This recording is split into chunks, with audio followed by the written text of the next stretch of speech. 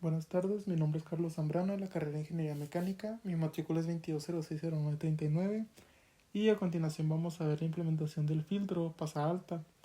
Pues para esto tenemos que nuevamente vamos a abrir el circuito amplificador inversor y a este circuito solamente le vamos a agregar un capacitor en la parte de entrada. Esto va a estar conectado con nuestra serie RI. De esta manera tendremos nuestro amplificador que va a funcionar como un filtro pasa alta. Vamos a proceder a quitar nuestra fuente y quitamos la tierra y ahora pondremos el capacitor, que en este caso vamos a utilizar un capacitor de 0.1 microfaradios. Nuevamente vamos a colocar nuestra señal de entrada, que en este caso es nuestro generador de funciones. Tenemos que nuestro amplificador va a tener una ganancia de 10. Pues ahora vamos a calcular esta frecuencia de corte y el filtro va a estar formado por estos dos componentes. Entonces, si tuvimos valores en la fórmula, tenemos que nos daría una frecuencia de corte de 1.5915 kHz. Entonces tenemos que como es un filtro pasa alta, quiere decir que todas las frecuencias de mi aparato de entrada van a tener una ganancia de 70% o más cuando son superiores a la frecuencia de corte. Ahora vamos a insertar un generador y le vamos a dar una señal de 100 mV de pico a pico y la frecuencia la vamos a bajar a 0. Entonces lo que vamos a hacer es medir dos cosas. Primero vamos a poner la frecuencia calculada de 1.5915 y vamos a ver si verdaderamente nos da los 0.0700 volts de pico a pico. Y después vamos a poner el voltaje teórico de 0.707 milivolts a ver qué frecuencia nos da el circuito. Para esto vamos a conectar nuevamente nuestros medidores de salida y entonces aquí vamos a poner nuestro voltaje de entrada y aquí nuestro voltaje de salida. En este caso no me dejó poner ambos al mismo tiempo, así que voy a estarlos intercambiando para ver los valores. En teoría, pues lo que tenemos es que nuestra ganancia debería ser 0.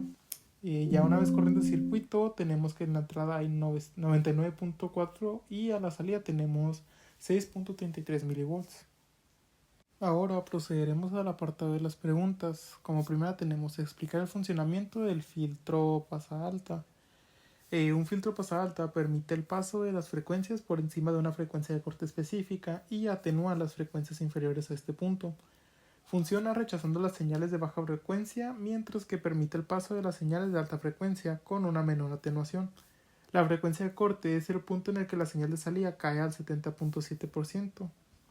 Esto vendría siendo máximo a 3T. En un filtro RC pasa alto, esto se logra colocando el capacitor con serie a la entrada y la resistencia a tierra. En el caso de los filtros activos, un amplificador operacional permite controlar con mayor precisión la ganancia y la frecuencia de corte. Como segunda pregunta tenemos, indique si el voltaje de salida máximo del filtro pasa alta concuerda con el valor calculado de 1. Si el cálculo teórico establece un valor máximo de salida 1 y el voltaje medido está cerca de este valor, entonces tenemos que ambos concuerdan. Como visto antes en la práctica, tenemos que estos valores concuerdan entre sí, entonces pues sí. Como tercer inciso tenemos, variando la frecuencia del filtro pasa alto hasta el punto de voltaje de 3 dB, compare las frecuencias de 3 dB teórica y medida. Entonces tenemos que pues en este análisis se debe variar la frecuencia de entrada hasta que la señal de salida alcance el 70% de la amplitud máxima, lo que indica el punto de menos 3 dB. Luego se comparará la frecuencia de corte teórica con la medida. En este caso, como ambos valores coinciden o pues realmente están muy cerca, indica que el filtro se comporta de acuerdo con el diseño. Como cuarto inciso tenemos 1.5915 Hz es la frecuencia de corte teórica para su filtro activo de pasa baja. Produce el voltaje de 3 dB, compare los valores de la frecuencia de corte medido y el calculado.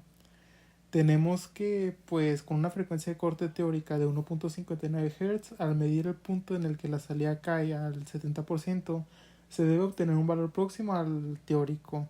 Si la frecuencia de corte medida es cercana a este valor, que en este caso lo es, entonces se considera que los valores concuerdan entre sí.